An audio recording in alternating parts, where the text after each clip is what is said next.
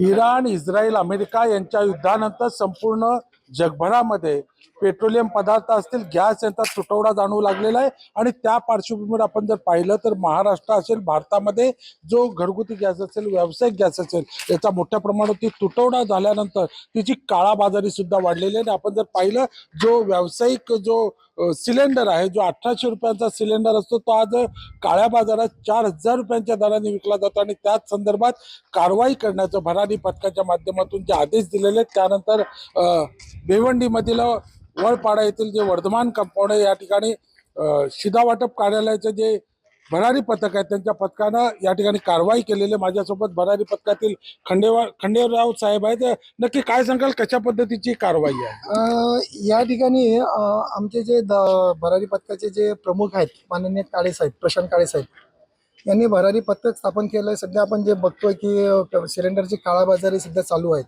आणि बऱ्याच प्रमाणामध्ये आपले हॉटेल्स वगैरे बंद झालेले आहेत आणि त्याचा फटका सामान्य लोकांना बसतो आहे. तर ह्या गोष्टी होऊ नये आणि सिलेंडरची काळाबाजारी होऊ नये याच्यावरती अंकुश ठेवण्यासाठी याच्यावर धाडी टाकण्याचं काम त्यांनी आम्हाला सांगितलेलं आहे. त्या अनुषंगाने आज आम्ही सकाळी 9 वाजेपासून इथे दबा धरून बसलेलो होतो. तर आम्हाला हे टेम्पो निदर्शन आले. त्या टेम्पोची चौकशी केली असते. टेम्पोमध्ये 3 टेम्पो आढळून आले. त्या टेम्पोमध्ये बऱ्याच कंपन्यांचे सिलेंडर आहेत, जसं की भारत गॅसचे आणि HPCL आणि गो गॅस आणि गॅस वन या कंपनीचे सिलेंडर आहेत. त्याच्यामध्ये कमर्शियल सिलेंडर आहेत, घरगुती वापराचे सिलेंडर आहेत आणि 5 किलोचे सिलेंडर आहेत.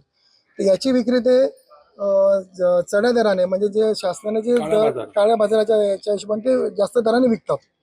त्याच्यामुळे कसं आहे की लोकांना पाहिजे ते सिलेंडर कमी भावामध्ये मिळत नाही आणि त्याची काळाबाजारी होते. त्याच्याकरता आम्ही याच्यावर धाड टाकून हे सर्व सील केले. एकूण किती सिलेंडर्स आहेत आणि आता काय त्यांच्यावर कारवाई करणार? याच्यामध्ये आम्ही आतापर्यंत 84 सिलेंडर जप्त केलेले आहेत आणि यांच्यावरती आम्ही जीवनावश्यक वस्तू कायदा 1955 अंतर्गत गुन्हा दाखल करणार आहेत संबंधित पोलीस स्टेशनला जाऊन. एकूणच जर आपण पाहिलं तर संपूर्ण देशभरात सध्या गॅसचा तुटवडा जाणवतो आणि अशा परिस्थितीमध्ये भिवंडीमध्ये ठाणे शिधावाटप कार्यालयाअंतर्गत जे भरारी पथक आहे त्यांनी केलेली कारवाई महत्त्वपूर्ण आहे, ज्या माध्यमातून जी गॅस सिलेंडर, व्यावसायिक गॅस सिलेंडरची जी काळाबाजारी होती तिला कुठेतरी रोखण्यात यश येणार आहे. भिवंडीहून संजय भोईर, TV9 मराठी.